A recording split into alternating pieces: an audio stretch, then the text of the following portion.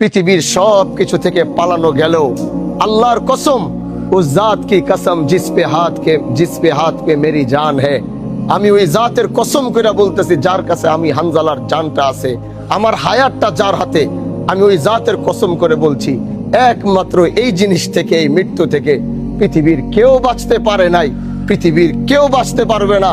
যদি বাইচা থাকতো তো মদিনায় এখনো মুহাম্মদুর রাসূলুল্লাহ থাকতো, আমরা হয়তো যাইতাম আল্লাহর নবীর সাথে দেখা করার জন্য, নিজের কিডনিটা বেচা হইলো নবীর সাথে দেখা করতে যাইতাম, নিজের ঘরের ভিটা জমি বিক্রি করা হইলো মদিনায় এসে নবীর সাথে মোলাকাত করতে যাইতাম।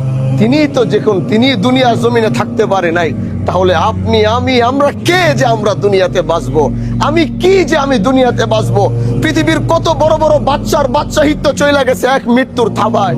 যদি এটাই বাস্তবতা হয় তাহলে আসুন এই মৃত্যুকে সামনে রেখে জীবনের প্রতিটা পদক্ষেপ গ্রহণ করি। ইনশাআল্লাহ একটা পদক্ষেপ ভুল হবে না যদি সামনে আমার মৃত্যুর এই সিনটা থাকে। আল্লাহ আমাদের সবাইকে মৃত্যুর প্রস্তুতি নিয়ে কবরে যাওয়ার তৌফিক দান করুক। আল্লাহ আমাদের সবাইকে ঈমানের সাথে, যেদিন আমাদের ডাক আসবে আহকামুল হাকিমিন, আমাদের যেন ঈমানের সাথে যাওয়ার তৌফিক দান করে। আর এই পরিবারকে আল্লাহ সবরে জামিল দান করে। নাসরুম মিনাল্লাহ ওয়া ফাতহুন করিব ওয়া বাশশিরিল মুমিনিন।